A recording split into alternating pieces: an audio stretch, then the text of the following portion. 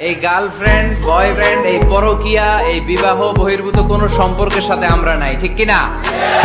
আমরা বিয়ের মাধ্যমে পবিত্র বন্ধন নিয়ে জান্নাতে যেতে চাই, কারণ বিয়ের বন্ধনটা এটা জান্নাতি বন্ধন। হাত ব্যথা পেলে চোখ দিয়ে পানি ছড়ে, আবার চোখ দিয়ে পানি ঝরলে হাত সেই পানি মুছে দেয়, ঠিক কিনা? স্বামী আর স্ত্রীর সম্পর্কটা এরকম হবে, হাত আর চোখ। হাত কেটে গেলে চোখ দিয়ে পানি পড়ে, আবার চোখ দিয়ে পানি পড়লে হাত দিয়ে ওই পানি মুছে দেয়। সম্পর্কটা এরকম থাকার দরকার আছে না নাই?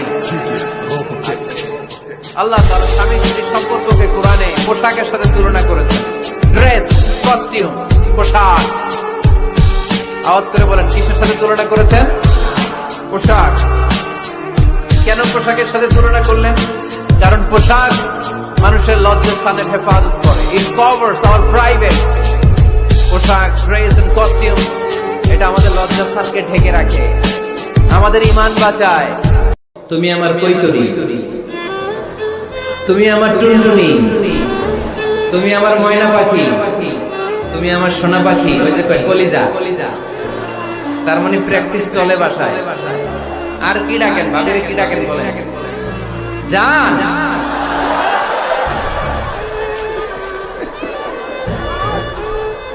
জান ডাকেন। আর ভাবি কি ডাকে আপনাদেরকে? বাবু। কি ডাকে? বাবু ডাকে। আর কি ডাকে? হ্যাঁ, বেবি। পোলাপান কত দুষ্ট দেখছেন? বেবি ডাকে না। স্বামী স্ত্রীর মধ্যে এই সোহাগপূর্ণ, এই ভালোবাসাপূর্ণ এই ডাকাটা কোনো গুনাহ নাই, আছে সওয়াব। এগুলো দাম্পত্য জীবনকে সুখময় করে, ঠিক কিনা? তাহলে স্ত্রীদের সাথে কোমল আচরণ। বিয়ে করলে রিজিক খুলে যায়, কপাল খুলে যায়। ওয়াদাটা কার? চিল্লায় বলেন কার? কাজী নজরুল ইসলাম অল্প বয়সে বিয়ে করেছেন।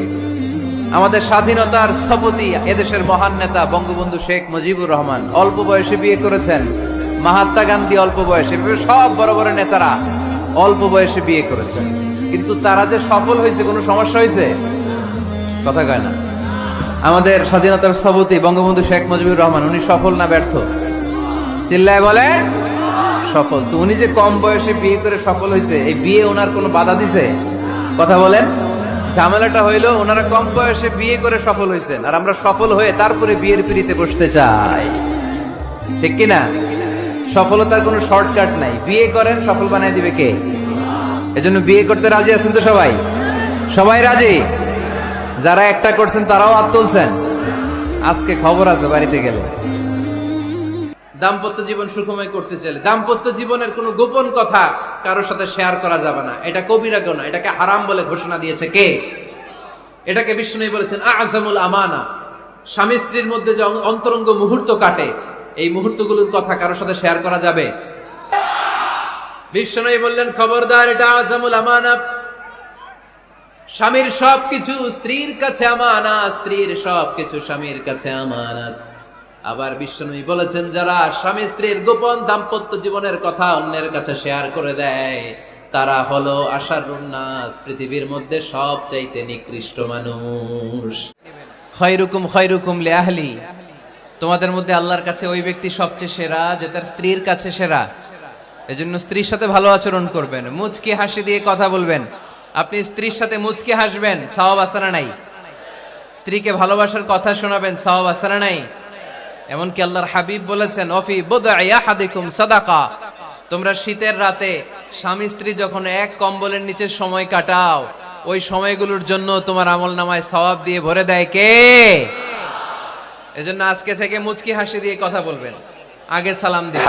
দুনিয়াতে যা দেখা যায় সব হলো সম্পদ, আর এই সব সম্পদের মধ্যে সবচেয়ে দামি সম্পদ হলো নেককার নারী।